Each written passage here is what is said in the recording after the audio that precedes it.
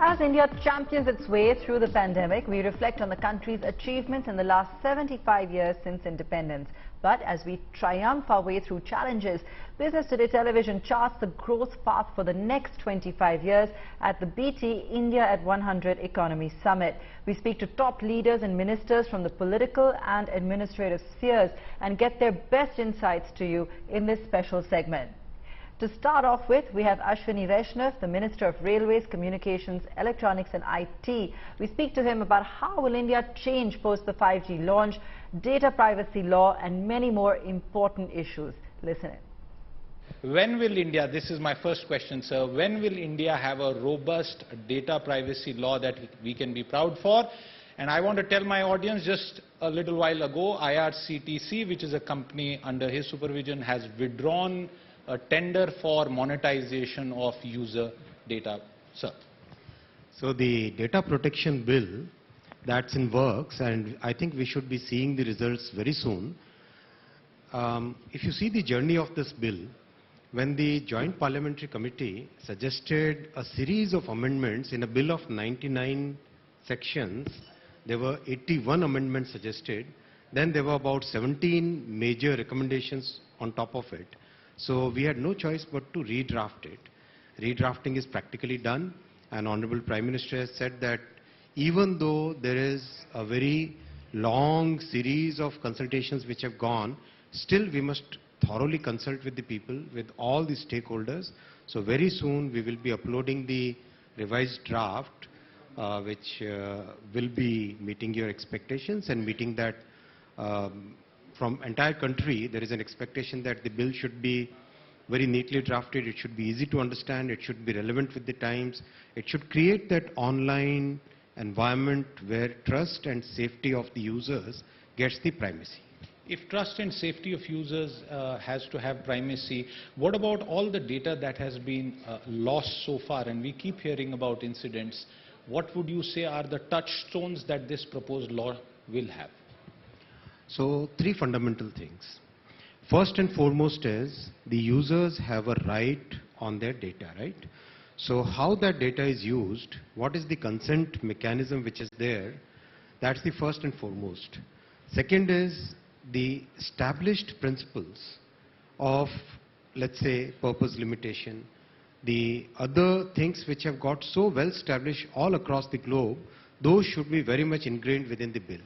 And third, most important thing is, how do we make sure that every person in this country, every citizen of this country is able to access the grievance redressal mechanism in a very simple and very highly accessible way. So the entire implementation should be born digital. It should be born digital. We are not only looking at the revamping the data sector, we are also looking at revamping the other sectors which basically support the data economy. 5G Bharat, it is reality. You have yourself announced October.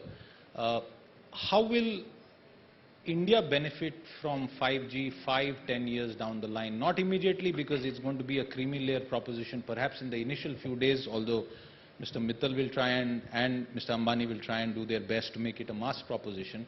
How will the average Indian benefit? First of all, it will be a mass proposition. Not only the two private sector telecom service providers, but BSNL will also roll out its 5G in the coming 18 to 24 months, for sure, right? That's first. Second is, the big difference that 5G will bring, it will be in two sectors, education and health. The entire education sector, which today considers digital as somewhat connected and somewhat like, okay, this is the central piece is education, now there is something digital I can build around it, right? That will reverse. Digital will be the core and the education sector will be built around it. Same thing will happen in the healthcare sector.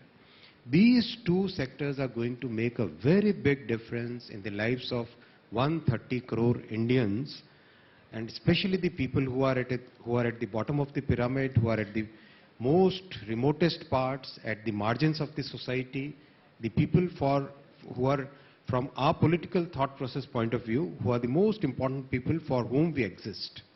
Many of the telecom pioneers, the private sector pioneers in India started off with manufacturing. Bharti with phones, Mr. Mittal also did gensets, others did phones and a lot of equipment. Ericsson still does a lot of equipment out of India. What's the goal for Atmanirbharta in telecom? Obviously the security reasons are understood by everyone, the China factor.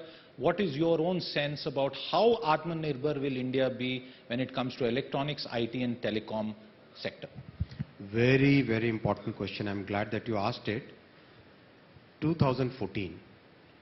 If you look at that period, we had hardly any electronics manufacturing. Forget telecom equipment, forget cell phones.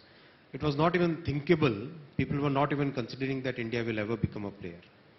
What is the electronics manufacturing today? Close to 80 billion US. Close to 80 billion US. What is the number of people employed in the electronics manufacturing sector? Close to 2.5 million people employed in electronics manufacturing. What is the rate of growth of this industry, electronics manufacturing in India? Double-digit CAGR, and we think that in next 4 years, 5 years, this will become a 250 billion. Industry thinks that this might actually exceed 300 billion. It might actually exceed 1 crore employment in the coming 4 to 5 years. That is the growth story, and we should not just stop at that. We are now tweaking our policies to have more and more IP getting into those products. Not just manufacturing, but design also. We lost out the race in 2G and 3G because of various reasons, and mostly the political will was not there. 4G we caught up, 5G we should be able to stand up with the world, but 6G Prime Minister has given us the clear mandate, we should become the leaders in the world.